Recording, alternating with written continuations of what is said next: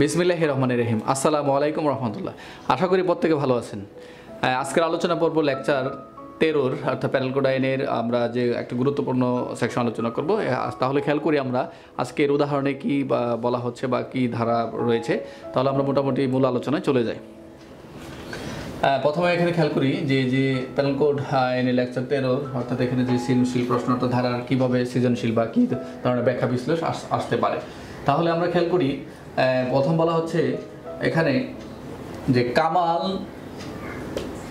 নামক ডাক্তার অর্থাৎ কামাল যিনি ডাক্তার সরল বিশ্বাসে তার রোগীকে, এখানে একটি কথা দেখা যাচ্ছে যে সরল বিশ্বাসে তার রোগীকে তার অভিমত জানান যে সে আর বাঁচিবে না।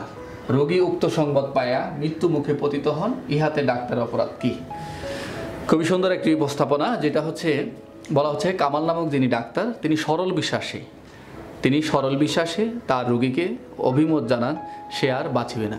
রোগী উক্ত সংবাদ পেয়ে মৃত্যু মুখে পতিত হন, কামাল নামে যিনি ডাক্তার তার অপরাধ হইবে কি? তাহলে অনেকে বলতে পারে যে উত্তরটি অবশ্যই ভালো করে না পড়ে দিয়ে দিবে, যেহেতু তাকে এই সংবাদটা জানানো হয়েছে সে আর এই সংবাদ পায় সে নিশ্চয়ই মারা গেছে।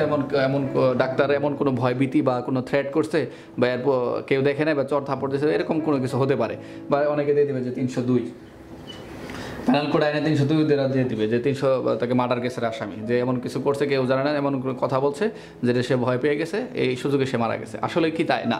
তাহলে আমাদের খেয়াল রাখতে হবে, আমাদের প্রশ্নটাকে ভালো করে বুঝতে হবে। এবং এখানে আমি প্রথমে লিখেছি কামাল নামক ডাক্তার সরল বিশ্বাসে।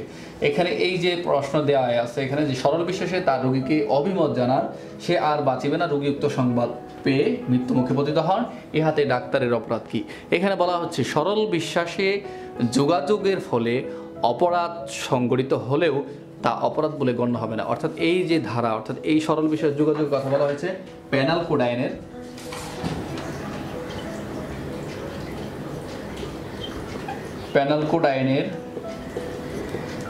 বলা হচ্ছে এখানে প্যানেল কোড আইনে এখানে বলা হচ্ছে 93 ধারা। তাহলে এখানে প্যানেল কোড আইনে কি বলা হচ্ছে? 93 বলা হচ্ছে সরল বিশ্বাসে যোগাযোগকৃত কাজ অর্থাৎ অপরাধ নয়। 93 বলা হচ্ছে সরল বিশ্বাসে যোগাযোগ করে। অর্থাৎ এখানে আমি আরও ক্লিয়ার করে দিচ্ছি, সহজ ভাষায় হচ্ছে যে সরল বিশ্বাসে যোগাযোগের ফলে অপরাধ সংঘটিত হলো তা অপরাধ বলে গণ্য হবে না। অর্থাৎ প্যানেল কোডে 93 অর্থাৎ মূল বইয়ের যে ভাষা বলা হচ্ছে যে 93 বলা হচ্ছে যে কোনো ব্যক্তির উপকারার্থে, আমি এই যে সরল বিশ্বাসের কি আনা হচ্ছে উপকারার্থে অর্থাৎ কোনো ব্যক্তির উপকারার্থে সরল বিশ্বাসে কোনো সংবাদ দেওয়া হলে উক্ত সংবাদের ফলে কোনো ক্ষতি হলেও সেটা অপরাধ বলে গণ্য হবে না। আমি আবার বলছি, প্যানেল কোডে 93 দ্বারায় বলা হচ্ছে যে কোনো ব্যক্তির উপকারার্থে সরল বিশ্বাসে কোনো সংবাদ দেওয়া হলে উক্ত ব্যক্তির কোনো ক্ষতি হলে সেটা কোনো অপরাধ বলে গণ্য হবে না। আর এই ধারাগুলো আপনারা একটু খেয়াল করবেন যে লেকচার থেকে আপনারা ডিসক্রিপশন বক্সে গিয়ে আপনার এই উত্তরগুলো খুব সুন্দরভাবে লেখা আছে, আপনারা ভালো করে দেখে নেবেন। অনেকে এইভাবে হুবহু লিখতে চান, আমি এই উত্তরগুলো সুন্দর করে সাজিয়ে প্যানেল কোডের যে উত্তরগুলো আমি ডিসক্রিপশনে দিয়ে দিয়েছি, আপনারা একটু খেয়াল করলে আপনারা সেখান থেকে পেয়ে যাবেন।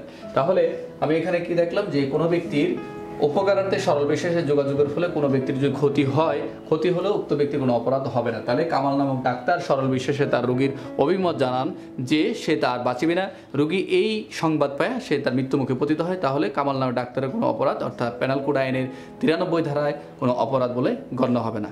তাহলে 93 ধারা বলা হচ্ছে সরল বিশ্বাসে যোগাযোগের ফলে অর্থাৎ অপরাধ সংঘটিত হলে তা অপরাধ হিসেবে গণ্য নয়। তা আমি এখানে অ্যাড করেছি যে উপকারার্থে সরল বিশ্বাসে যোগাযোগের ফলে কোনো ব্যক্তির ক্ষতি হলেও সেটা অপরাধ বলে গণ্য হবে না। তা মোটামুটি আশা করি 93 ধারাটি খুব সহজভাবেই বুঝতে পেরেছেন।